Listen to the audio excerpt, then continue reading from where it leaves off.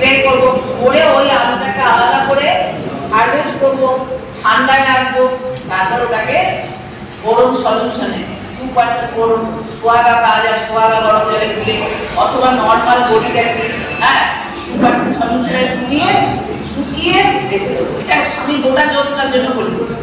নিজের বস্তায় নিজের একটা এমন সাইন রাখবো, বাইরের লোককে বলার দরকার নেই, নিজের সাইন দেখে আমি চিনতে পারবো এটা আমার। যেটা আমরা করতে থাকি 1 বছর বাদে আলু চাষে খরচ করতে বাধ্য। আজকে যেটা উনি বললেন সত্যি কথা, আলু থেকে লাভ আসছে। হ্যাঁ, তো আলু চাষে খরচ করতে বাধ্য যদি আমরা এই সুতরাং সরকারকে সাহায্য করি। আপনি যদি 2 পায়ে করেন, সরকার 10 পায়ে করবে। আপনাকে সাহায্য করার জন্য পশ্চিমবঙ্গ সরকার এগিয়ে আসবে। সুতরাং সেই সহযোগিতাগুলো করুন।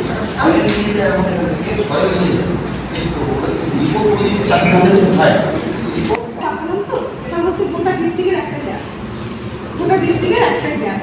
এবার সেই গ্যাপের প্রায় 2 লক্ষ 3 লক্ষ জমা পড়ছে। ঠিক আছে, আপনারা আমাদের কাছে যখন আপনার টেস্ট রিপোর্ট চলে আসবে, আমরা নিজেদের দায়িত্ব আপনাদের কাছে রাখবো। তাহলে আপনাদের ফোনে ডেকে নেব। ঠিক আছে, নাহলে আপনাদের আমরা যখন বীজ কিনবো, আমরা ডিলারদের কাছে গিয়ে বীজ কিনছি, আমরা ডিলারদের কাছে গিয়ে বীজ কিনছি, কিন্তু আমরা কি জানি সরকার আমাকে কি বীজ কিনতে বলেছে? সরকার কিন্তু না হলে না দেখলে কিনতে না। কেউ জানি এটা কোন বীজ আমরা কিনি, কোন বীজ আমরা কিনতে হয়, সার্টিফাইড বীজ আমরা মাত্র কিনি। আমরা কিন্তু সার্টিফাইড বীজ কিনি, ওটা কোনো বীজ আমাদের দিলাম কিনব। আমাদের কিন্তু সার্টিফাইড বীজ কিনতে হবে, আমাদের কিন্তু রেটে কিনতে হবে। নিম গাছের একটা সার্টিফিকেট সই করা, ডকুমেন্টারি দেওয়া, সেই রেটটা সেই রেটটা দেখে সেই একটা থেকে কপিটি চালু করো, এটা একটা অথেন্টিক সোর্স থেকে আছে, এটা আমি কিনতে পারি। তাহলে এখানে চাষিদেরকে একটা প্রশিক্ষণ দেওয়া হচ্ছে, চাষ কীভাবে করা হয় প্রথম থেকে শেষ পর্যন্ত আর কি, কীভাবে চাষ করলে চাষিরা লাভবান হতে পারবে। চাষিদের তো অ্যাকচুয়ালি খরচা বেড়ে যাচ্ছে, সেই তুলনায় চাষিরা শস্য ঠিকঠাক পাচ্ছেন না, সেসব নিয়ে একটা প্রশিক্ষণ একটা দেওয়া হচ্ছে এখানে। ব্লকের কৃষি দপ্তর। এখান থেকে কি সুবিধা পাবেন মনে হচ্ছে? এখান থেকে ইনাদের নিয়ম অনুযায়ী মেনে চললে আশা করি অবশ্যই চাষিরা সাকসেসফুল হবেন।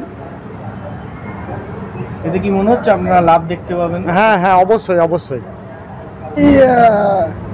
আমাদের চাষিদের প্রশিক্ষণ আছে, ওই নিয়ে আলোচনা হচ্ছে। বিভিন্ন চাষ, সরিষা, আলু, ধান সব নিয়ে চাষিদের সচেতনতা করার যে উদ্যোগটা, সেটা নিয়ে কাম হচ্ছে।